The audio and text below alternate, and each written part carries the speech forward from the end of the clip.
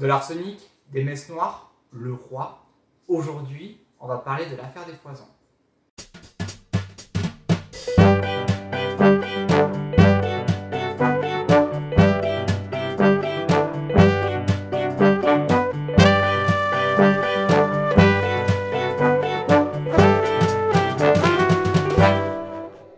L'affaire des poisons, c'est une affaire très importante dans l'histoire. Elle va avoir des répercussions jusque dans les hautes sphères de l'État en France au XVIIIe siècle. Première enquête, premier cas, ce qui ouvre cette affaire, c'est une femme. Marie-Madeleine Marguerite d'Aubray, marquise de Brinvilliers. Elle est née en 1630 et elle est morte en 1676. C'est une noble qui va avoir recours à des extrémités terribles pour arriver à ses fins. Entre 1660 et 1670, elle tue tout simplement plusieurs personnes. Et pas n'importe qui. Elle tue sa propre famille. La première victime, c'est son père.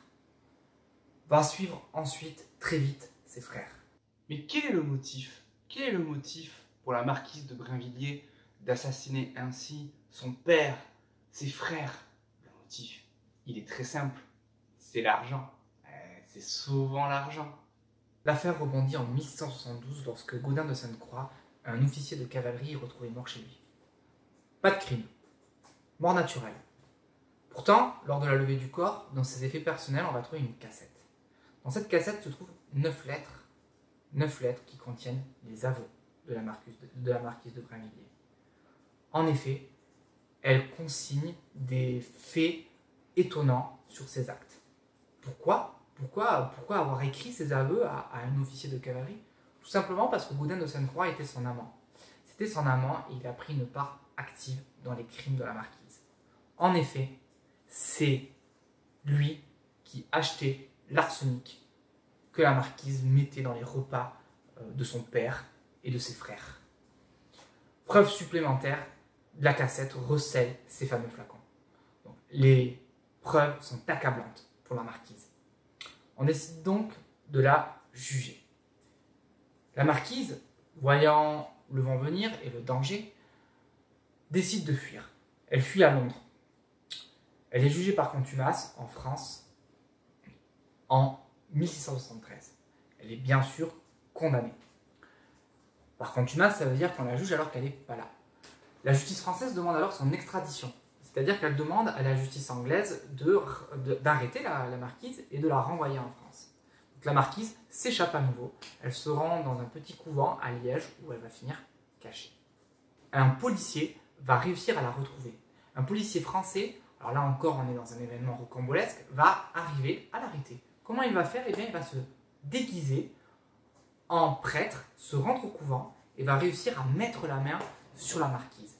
Cet enquêteur, ce fin limier, c'est François Desgrèzes.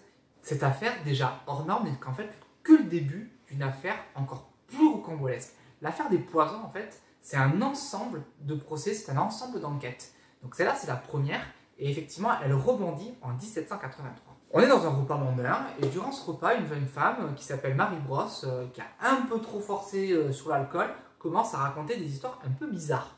Elle parle de magie noire, elle est connue dans les milieux pour être une devineresse, c'est-à-dire à lire un petit peu l'avenir. Les femmes nobles, bourgeoises, qui ont de l'argent, viennent la voir. Donc elle raconte des choses étranges, et elle parle d'empoisonnement. Voilà, elle parle d'empoisonnement, donc le mot est lâché à cette table. Il y a des juristes, il y a des avocats qui sont présents, et elle dit notamment avoir très bien connu la marquise de Brinvilliers. Et bien, dès lors, suite à ces propos, on ouvre une enquête judiciaire et on commence à écouter des femmes comme Marie Brosse ou comme Madame Monvoisin, qui n'est pas noble, qu'on appelle Lavoisin, qui sont des femmes qui vont se révéler être des empoisonneuses. Ces femmes vont avouer avoir vendu des flacons de poison à des personnes haut placées, à des parlementaires. À des femmes de parlementaires notamment, et finalement aussi, peut-être, à ce moment-là, à des femmes de la cour. C'est encore un peu hypothétique à ce moment-là. Quoi qu'il en soit, devant ces aveux, on commence à avoir beaucoup de suspicions. Ça devient un petit peu chaud. Donc, jeu de mots, on décide d'ouvrir une chambre ardente. Alors, une chambre ardente, au Moyen-Âge, c'est quoi? C'est une chambre de jugement exceptionnel. C'est quand vraiment le roi veut qu'on juge des affaires de façon extraordinaire, eh bien, on va créer ce qu'on appelle une chambre ardente. On est en 1680, la chambre ardente enquête et très vite, des femmes comme Marie Brosse ou Madame Lavoisin eh bien, sont condamnées puisqu'elles se révèlent être effectivement des empoisonneuses. Alors, je n'ai pas bien expliqué ce que c'était que ces empoisonneuses. Qui a été tué durant ces meurtres? Qui a été empoisonné? Eh bien, en fait, il s'avère que Marie Brosse, Lavoisin, ce sont surtout finalement des faiseuses d'anges. Donc, c'est-à-dire qu'elles pratiquaient particulièrement l'avortement. Il faut savoir que jusque à l'époque moderne, la manière contraceptive en fait la plus utilisée, c'est celle-là, c'est l'utilisation de potions abruptives. Donc des poisons, hein, littéralement, qui vous permettent d'avorter. C'est douloureux, mais c'est même, si on se réfère à certains ouvrages comme ceux de Michel Perrault, en tout cas à l'époque moderne, l'une des méthodes les plus utilisées.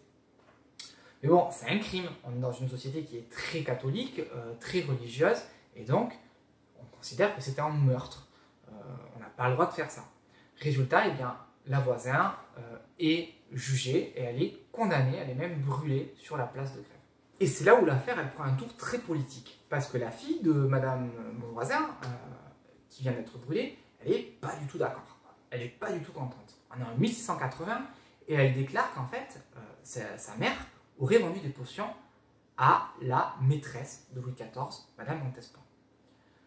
Donc, voilà, gros tollé, le roi, il n'est pas du tout content, mais en même temps, il vient de changer de maîtresse. Madame Montespan, elle est déjà en disgrâce. Et justement, il y a une rupture parce que Madame de Montespan, c'est plutôt un milieu libertaire, et Louis XIV, il s'est tourné vers une autre maîtresse, Madame de même nom, qui, elle, est beaucoup plus dévote.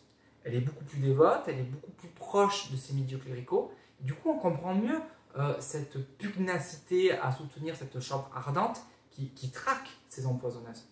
Au final, la chambre ardente clôt son enquête en 1682 et sur plus de 400 inculpations, on a 36 condamnations à mort. Je vous passe toutes les autres condamnations en prison, etc. etc.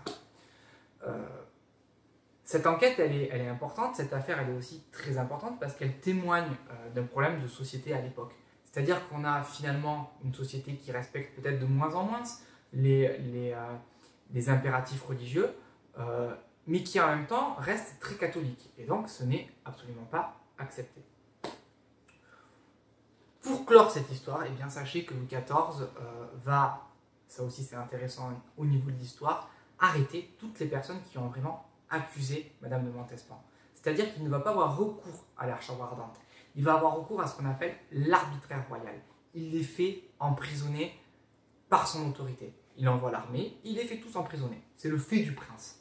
Donc, on voit qu'il y a deux justices. Il y a la justice du Parlement, la chambre ardente, qui enquête, qui regarde les dossiers, qui juge sur pièce et qui condamne. Et il y a le roi qui a besoin juste d'une parole pour envoyer les gens en prison. Donc, ces deux justices, elles vont se confronter bien plus tard sous Louis XVI, donc elles vont s'affronter sur un autre terrain. On parlera plus tard. Louis XIV possède donc lui aussi un dossier de cette affaire. Et il faut savoir que il la brûle. Son dossier personnel est brûlé. Par contre, les historiens conservent tout le dossier inquisitorial, l'enquête proprement dite, et donc un dossier beaucoup plus étoffé qui nous permet de raconter cette histoire aujourd'hui avec autant de détails. Moralité, il faut faire attention, parce qu'au XVIIe siècle, en France, une empoisonneuse peut en cacher une autre.